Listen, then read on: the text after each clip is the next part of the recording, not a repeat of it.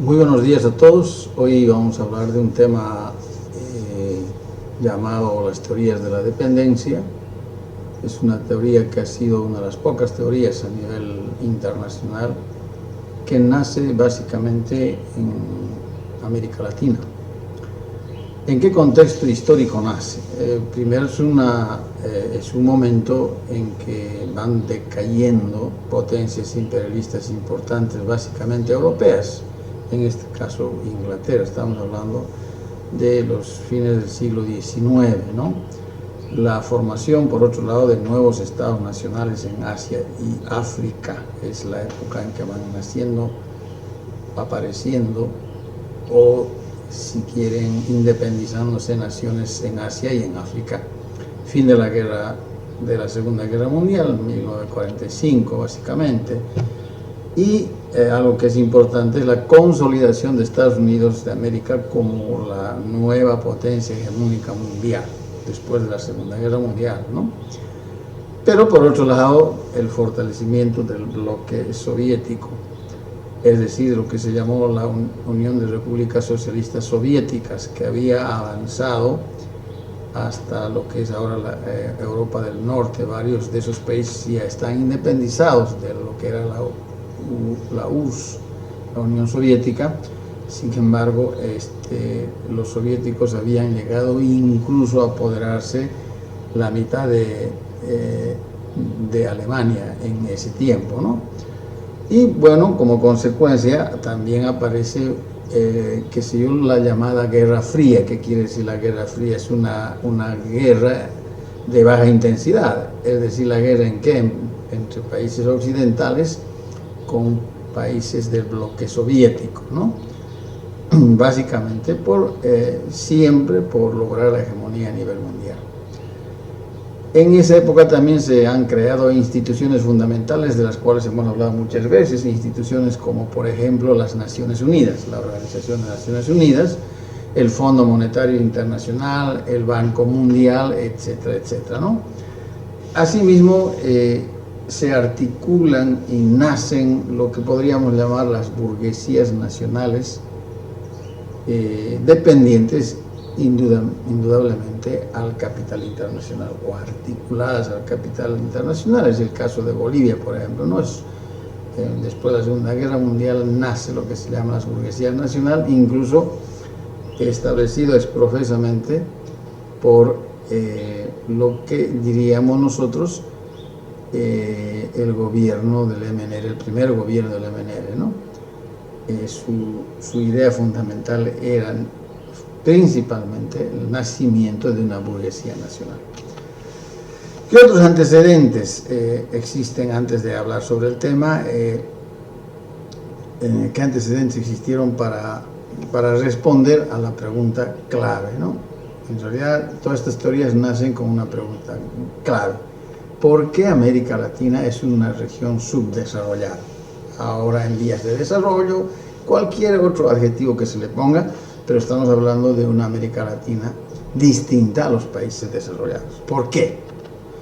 Y entonces el primer indicio nos da un señor llamado Sergio Babú, es un historiador marxista muy innovador, que hace un estudio sobre el carácter capitalista del proyecto colonial ibérico, es decir, del proyecto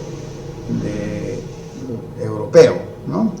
Él, en términos sencillos, indica que los países coloniales nacieron articulados al modo de producción capitalista, es decir, no es que fueron sociedades de otra naturaleza, no, estaban articulados a través de una serie de vínculos al capital internacional, es decir, a la sociedad capitalista mundial. Esto es lo que él señala, ¿no? No es verdad que las sociedades latinoamericanas antes de la independencia, incluso después, fueron sociedades feudales, no, nada que ver, eran directamente capitalistas, porque el modo de producción capitalista es así, no es un modo de producción universal, no puede ser periférico. Y luego está otro antecedente, es el nacimiento de la teoría keynesiana. Keynes es un economista, diría yo, liberal, ¿no? Capitalista, que propugnaba, entre otras cosas, un cuestionamiento al liberalismo extremo. Adam Smith, David Ricardo, etcétera, los clásicos de la economía habían sustentado que las economías se regulan por sí mismas y había que dejar que los participantes del mercado regulen, por ejemplo, los precios, ¿no? En cambio, Keynes dice no, esas son medidas extremas. Ojo, son de la misma escuela, solo que aquí nos quiere mostrar otra faceta de la misma teoría liberal, ¿no? ¿Por qué principalmente nos muestra esta faceta, Keynes?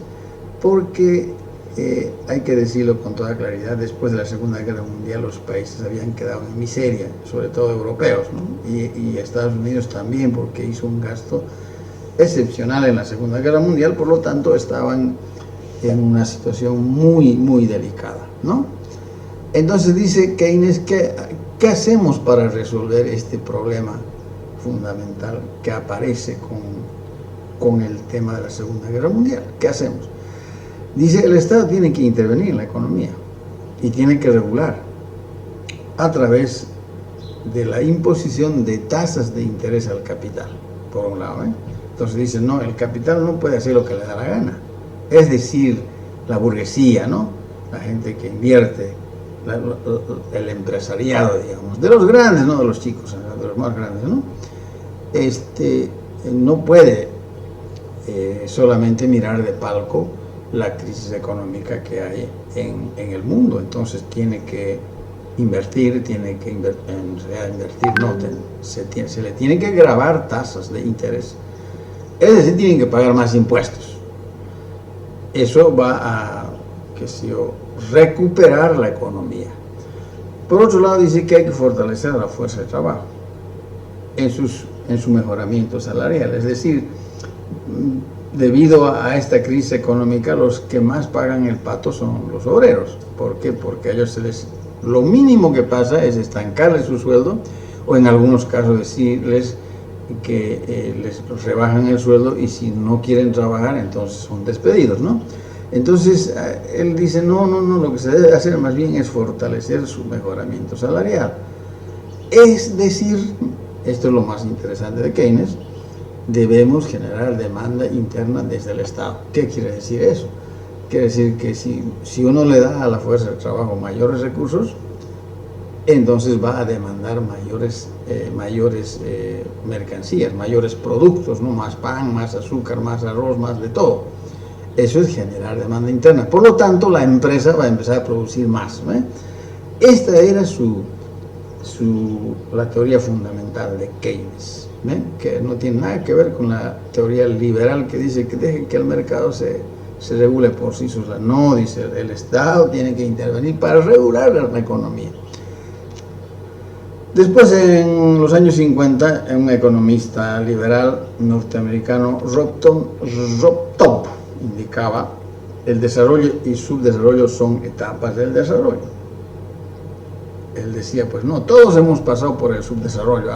Estados Unidos en un momento estaba situado como un país subdesarrollado, ahora es un país, todos vamos a pasar, entonces no se preocupen latinos que ya les va a tocar su turno, ¿no? Algo así. Esta es otra teoría que va a impulsar el nacimiento de lo que estamos por iniciar a explicar, ¿no? Entonces, el surgimiento de las teorías latinoamericanas respecto a este cuestionamiento, ¿por qué Latinoamérica es subdesarrollada? Entonces, el análisis del subdesarrollo se inicia en los años 50 del siglo XX, de forma en un principio dispersa, y luego se articula de mejor manera, ¿no? Varias teorías aparecen a lo largo de esta época, y un hecho importante en América Latina y el Caribe es el nacimiento, lo que ustedes pueden observar aquí, de lo que llamaríamos la CEPAL. Es fundamental, ¿no? Y por supuesto las ideas de Keynes. Son dos dos hechos fundamentales para el nacimiento de estas teorías.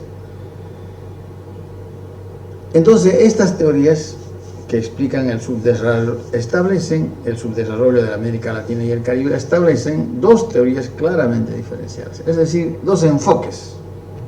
Las teorías de la dependencia tienen dos enfoques. Una que es la teoría estructuralista y la otra que es la teoría de la dependencia. Teoría estructuralista y teoría de la dependencia. Muy bien. Empecemos con la teoría de la estructuralista y sus confluencias, ¿no? ¿Quién fue si quieren, el líder de toda esta teoría? Fue este señor Raúl Prebisch, ¿no? Que incorpora conceptos interesantes. Por ejemplo, indica que en el mundo existe un centro y existe una periferia, ¿no?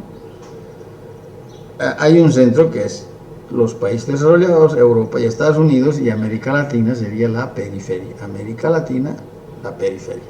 Esa es su explicación, es eso. Eso hay que señalarlo de esa manera. Además que hay un intercambio desigual. Este es un concepto nuevo, el concepto de intercambio desigual. Dice, entonces, el centro y la periferia tienen un intercambio comercial, pero que es desigual, dice. En resumen, nos compran más barato y nos venden más caro. Por supuesto, si nosotros vendemos barato y ellos nos venden caro, por supuesto que siempre va a haber un intercambio desigual, ¿no? Y en desmedro de América Latina. Fíjense, está empezando a explicar por qué somos dependientes y por qué somos subdesarrollados. Después él nos dice qué hacemos, ¿no? ¿Qué podemos hacer? Lo que hay que hacer, dice, es iniciar un proceso de sustitución de importaciones. Y la segunda cosa, la industrialización. La sustitución de importaciones y la industrialización son dos temas actualísimos ahora en el caso boliviano, por ejemplo, ¿no? ¿Qué dice el plan de gobierno actualmente? Que hay que sustituir las importaciones y hay que industrializar el país. Es decir, generar más valor agregado. ¿Qué es generar más valor? Generar valor agregado es lo que en algunas cosas hacemos. Por ejemplo, en vez de vender soya, vendemos aceite. ¿Qué hemos hecho? Hemos agregado valor, ¿no? En vez de vender trigo, hay que vender harina, ¿no? Entonces, a eso se llama industrialización, por un lado, y sustitución de importaciones. Si no tenemos harina aquí, porque no producimos trigo y hacemos harina, eso es sustitución de importaciones. Esa es la idea general que tenía la teoría estructuralista de Raúl Prebisch, ¿no? ¿Y cómo podemos, dice, acumular plata? Pues para lo que en el siglo XIX se dio en Europa, que es lo que se llamó la acumulación originaria del capital, que ustedes lo han estudiado con Carlos Marx, y gran parte de la acumulación originaria del capital proviene también de las colonias, ¿verdad? Entonces, pero nosotros, ¿cómo podemos acumular capital? ¿Cuál es nuestra acumulación originaria de capital? Ustedes saben que para industrializar cualquier cosa hay que tener o hay que acumular capital. Y entonces dice, a través de venta de materias primas, ¿no? En esos tiempos estaba de moda, por ejemplo, los minerales. El estaño era fundamental, era, qué sé yo, el recurso, la materia prima más importante. Entonces, hay que acumular capital en Bolivia a través de la venta del estaño, en el caso boliviano, y en el caso de otros países, otro tipo de cosas, ¿no? Por otro lado, hay que hacer una reforma agraria para liberar capitales dormidos, es decir, ya no pueden seguir habiendo haciendas, digamos, grandísimas, que lo único que hacen es retrasar el crecimiento de una economía, ¿no? Entonces se da, en el caso boliviano, en 1952, se da la reforma agraria, por ejemplo. En toda América Latina estos procesos han sucedido, ¿no? Distribuir los recursos y aumentar los salarios. Redistribuir, diría yo, ¿no? Redistribuir de otra manera y aumentar salarios que incrementa la demanda. Esto es keynesiano, ¿eh? En todo caso, la teoría estructuralista fue keynesiana, ¿no? También esta teoría consideraba que el desarrollo económico se genera incrementando la productividad, el ahorro y la inversión. Claro. Dice, no podemos solamente producir de la misma manera, tenemos que en el mismo espacio producir más, aumentar la productividad. Si antes producíamos 100, hay que producir 120 en el mismo espacio. ¿Cómo hay que hacer eso? Mejorando, pues no, tecnología. Hay que ahorrar, es otro tema fundamentalmente, y hay que invertir. Esta es la teoría estructuralista y algunas de sus confluencias, ¿no? Luego aparecen las teorías estrictamente llamadas las teorías de las dependencias, que además de lo que hemos dicho, también tienen antecedentes en hechos históricos muy importantes. Por ejemplo, la Revolución China, la Revolución Cubana casi al mismo tiempo, ¿no? Son revoluciones impulsadas por el pensamiento marxista, las guerras de Corea, de Vietnam sobre todo, ¿no? Es uno de los lugares en donde Estados Unidos perdió la guerra contra una fracción importante de Vietnam. Y el surgimiento de las burguesías nacionales. Aparecen las burguesías nacionales, en el caso boliviano igual, empiezan a aparecer burguesías nacionales a partir de 1952, y acuérdense lo que decían los estructuralistas, que nos decían, lo que acabamos de ver, que nos decían, cómo vamos a acumular capital para que nazcan las burguesías nacionales a través de la venta de materias primas, es decir, del estaño. Entonces el estaño nos debe dar el capital necesario para crear burguesías nacionales. Todo lógico, todo coherente, ¿ven? Entonces, las principales características de este enfoque pueden resumirse en los siguientes criterios, ¿no? Dice, lo que hay que pensar siempre es que el subdesarrollo de nuestros países de América Latina está conectado de manera muy estrecha, está muy ligado a la expansión de los países industriales. Dicho de otra manera, el subdesarrollo está conectado al desarrollo de los países desarrollados, valga la redundancia. No es algo desconectado, no. En otras palabras, yo diría, exagerando, ellos son desarrollados porque nosotros somos subdesarrollados. Eso es lo que dice la teoría de la dependencia, ¿no? El desarrollo y el subdesarrollo son aspectos diferentes de un mismo proceso universal. Es lo mismo, solo que para que haya desarrollo, otros tienen que tener subdesarrollo. El subdesarrollo no puede ser considerado como primera condición o etapa de desarrollo. No es la primera, es parte de la sociedad capitalista. El subdesarrollo y el desarrollo son parte de la sociedad capitalista. No es que todos pasaron por el subdesarrollo y luego pasaron a... No. Es una sola, es un mismo proceso, ¿no? No son etapas. Aquí empieza entonces a desmarcarse la teoría de dependencia. No sigue a la teoría estructuralista, que dice que nosotros somos subdesarrollados porque no hemos logrado lo que han logrado los europeos, por lo tanto hay que acumular capital, crear burguesías, bla, bla, bla, bla, bla, bla, ¿no? Hay que hacer un intercambio comercial más equitativo, bla, bla, bla. No, ellos dicen, no, el subdesarrollo es parte del desarrollo. Es decir, no es una etapa, sino ambos conviven. Una explica la existencia de la otra. La dependencia no solo es un fenómeno externo, dicen las teorías de la dependencia, ¿no? Sino que también se manifiesta bajo diferentes formas en la estructura interna social, ideológica y política. Esa dependencia que nosotros percibimos hacia afuera, vendemos barato, compramos caro, eso no solamente es una expresión externa, sino también interna, porque hay personas, individuos de una sociedad que contribuyen a este proceso de dependencia, ¿no? Los cepalinos, entre ellos varios, ¿no? Osvaldo Zunkel, por ejemplo, aquí hay Fernando Cardoso, Celso Furtado, es decir, son los más importantes, que son muy pegados más bien a las teorías estructuralistas. ¿Qué nos dicen estos? Cada vez estamos Especificando más a la anterior página, lo que vimos es en términos generales qué dice la teoría de la dependencia. Pero al interior de la teoría de la dependencia vamos a encontrar también enfoques, ¿no?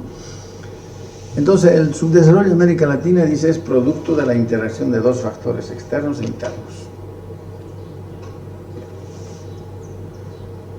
Dicen ellos que existen también límites al desarrollo derivados de variables endógenas. ¿Qué quiere decir eso? Dice, si somos subdesarrollados no es solamente porque de afuera tenemos un comercio desigual, y etcétera, etcétera, sino que además internamente, que son, qué sé yo, pues no tenemos, no nos ponemos de acuerdo, no somos industrializados, no tenemos ideas, no tenemos no sé qué. Lo que quieren justificar es que la culpa no es solamente de afuera, sino también de adentro, dice, ¿no?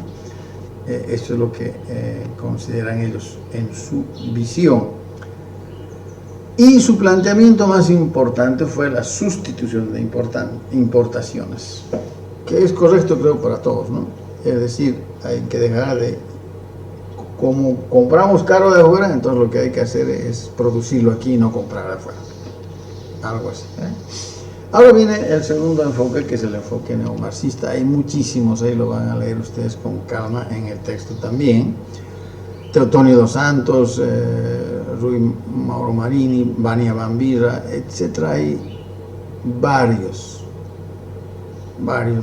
que han desarrollado esta teoría, han aportado, chilenos, mexicanos, ecuatorianos, brasileros, etc. Caracterizaron al capitalismo internacional en su fase monopólica. Dicen ellos, lo primero que dicen es que el capitalismo está en una fase monopólica, el capitalismo internacional, es decir, hay un monopolio del capital. Las diferencias, dice, entre el desarrollo del capitalismo en los países desarrollados y los dependientes son esenciales. Las diferencias son fundamentales. El sistema capitalista mundial condiciona a las estructuras internas de América Latina. Es decir, por eso es hegemónico, ¿no?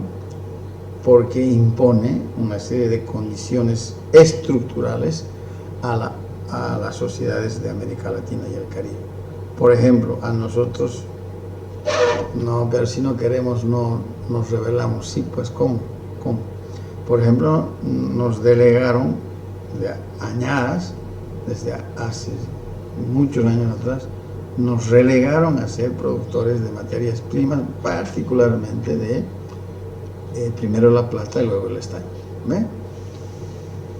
Listo, a lo único que les interesaba para afuera era que incluso apoyarnos económicamente, lo que sea. ¿Para qué? Para producir estaño y plata. Y produciendo estaño y plata no se puede un país desarrollar, ¿no?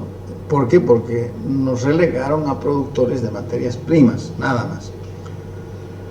A eso se llama el sistema capitalista mundial condiciona las estructuras internas de América Latina y el Caribe, no solamente en el caso boliviano, sino a muchos son es decir, son productores de materias primas,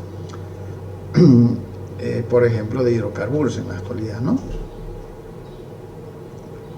Haciendo dependientes a los países en su propia constitución. De esa manera somos dependientes.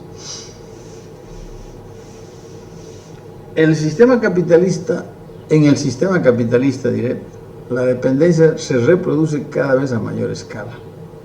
Dice, esta dependencia, en vez de disminuir o estancarse, se va ampliando. A eso le llama el enfoque, le llama la reproducción ampliada de la dependencia. Ojalá fuera, dice, una dependencia que se mantiene en el tiempo. No, cada vez la reproducción de esta dependencia es más amplia, es mucho más profunda. Alguna vez habíamos hablado con ustedes sobre el tema, por ejemplo, del Fondo Monetario Internacional, pues nos dan plata para luego dejarnos colgados, ¿eh? A eso se llama reproducción ampliada de la dependencia, es decir, llega a tal punto que nosotros tenemos que pedir plata y nos dan plata y con eso todavía nos hacen mucho más dependientes que antes, ¿no? Y se establece la superexplotación del trabajo. Por supuesto, aquí la mano de obra es tan barata, por eso los productos o los productos o materias primas que les enviamos son baratos. Pues. A ver, que vengan unos gringos a la mina de qué sé yo, de cualquier mina de estaño de Bolivia y trabajen, van a ver si van a poder trabajar con el nivel de salarial que tienen. No van a trabajar, imposible. ¿Ven? Entonces hay una super explotación del trabajo en los países llamados subdesarrollados, ¿cierto? Y luego aparece un enfoque neomarxista, ya dice, el problema del subdesarrollo de la dependencia, otra vez lo mismo, ¿no? Nuestro problema es que somos dependientes, ¿no? Y la dependencia no era un fenómeno externo que se podía simplemente superar del desarrollo económico interno y adoptando una política independiente, no es solamente. Estos van a llegar a indicar que esa dependencia solo se puede lograr si todos los países latinoamericanos nos rebelamos contra esa dependencia y entre nosotros empezamos a generar nuestro propio desarrollo, ¿no? Es decir, si yo tengo que vender Estado, le vendo a estaño o plata o zinc, lo que sea, le vendo a Brasil, digamos, y el Brasil me vende lo que yo necesito. Es decir, crear una dependencia entre países subdesarrollados, es más o menos el enfoque, ¿no?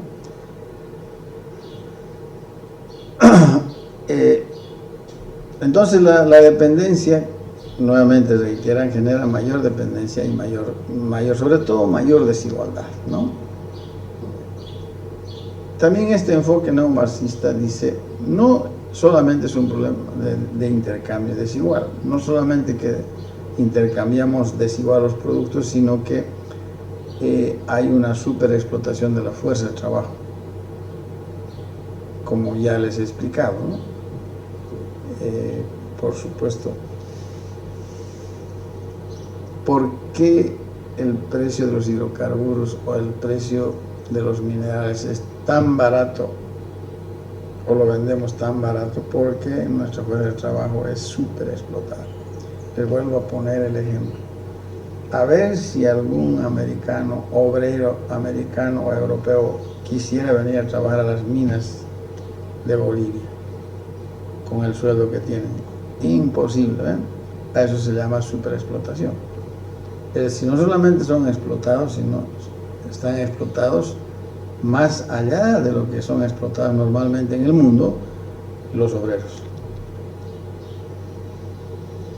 Pero por supuesto, dice este enfoque, que existe una asociación, una articulación, un negocio, un convenio, si quieren, entre las clases dominantes, entre las grandes empresas transnacionales del mundo entero, básicamente Europa y Estados Unidos, con clases dominantes nativos, es decir, burguesía nacional, ¿no? Existe, por supuesto, porque en el caso boliviano, por ejemplo, con el tema de los hidrocarburos, si son las transnacionales que se adjudicaron la explotación de hidrocarburos en Bolivia, ahí también se colaron la burguesía nacional, ¿no?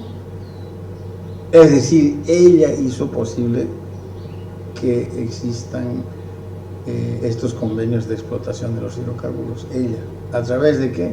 Bueno, a través de lo que genera, ¿no? En política, a través de sus diputados, de todo, etcétera, etcétera. Luego aparece una corriente más bien ecléctica y que dice, bueno, los países tienen que tener un desarrollo capitalista. Es positivo el capitalismo, dice. Y que el socialismo es imposible de alcanzar. Esa es su premisa, ¿no? Entonces señalan que es posible la coexistencia entre desarrollo capitalista y situaciones concretas de dependencia en América Latina. Se puede convivir, dice, de mejor manera, ¿no? No hay necesidad de criticar ni dejar de depender, sino se puede hacer una mejor relación. Estos entendieron la dependencia como una manifestación interna. Dice, el problema lo hacemos nosotros, no es un problema de afuera. Debido a un modo de relaciones internas que tenemos, entonces nos generamos problemas y por eso estamos como... En términos generales, entonces, los culpables del subdesarrollo somos nosotros, las sociedades de América Latina y el Caribe, ¿no? Y no así la dependencia. En resumen, entonces, podemos decir que la teoría de la dependencia, es decir, son teorías que explican por qué somos subdesarrollados. ¿Por qué somos subdesarrollados? Porque somos dependientes, ¿no? Porque tenemos intercambio igual, porque hay una superexplotación de la fuerza de trabajo, porque vendemos materias primas y ellos nos venden productos acabados, etcétera, etcétera, ¿no? Finalmente hay un otro pensador muy parecido, Ande Gunder Frank se llama. Él intentó explicar que en realidad en América Latina no hay feudalismo, no hubo feudalismo, ¿no? Porque hay algunos autores que indican que sí, lo que pasa es que somos dependientes o somos lo que somos porque somos feudales. No hay. Bolivia dice siempre, Bolivia, América Latina, siempre mantuvo el carácter capitalista desde sus orígenes, ¿no? Como decía el historiador que vimos al principio. América Latina se insertó al mercado mundial capitalista ya en el siglo XVI, ¿eh? Es decir, en la época de la colonia, ¿no?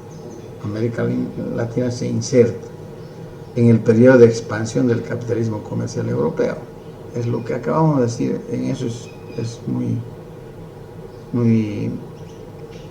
sensato nuestro amigo Gunder Frank. Las burguesías latinoamericanas se formaron con los intereses del comercio internacional. Así es. La burguesía nacional se hizo a la sombra de las burguesías internacionales, ¿no? Y sobre todo del comercio internacional. ¿Cómo se genera una burguesía en el caso latinoamericano? A través del comercio internacional. La burguesía criolla carecía de una actitud innovadora y se encontraba distantes de la realidad política de sus países. Es decir, no sabían, no podían entender qué tipo de país tenían. Estamos hablando de una burguesía criolla, ¿no? Ellos pensaban que había que aplicar lo mismo que hacían en cualquier otro país, en un país distinto. Por ejemplo, en el caso de Bolivia. Bolivia, yo compararía con, por ejemplo, México, Ecuador, Guatemala. Son países en donde, para bien o para mal, hay una gran cantidad de pueblos indígenas, ¿no? Que no es lo mismo Estados Unidos. Estados Unidos casi han barrido con todos los nativos de América del Norte. Ustedes no van a ver poblaciones importantes. En cambio, en Bolivia nomás ustedes saben que hay cantidades industriales de descendientes y que somos parte de alguna manera de población nativa, ¿no? Eso nunca se puede entender, sobre todo porque esta burguesía criolla se inició desde la época de la colonia con españoles o descendientes de españoles, ¿no? Y claro, después mestizos.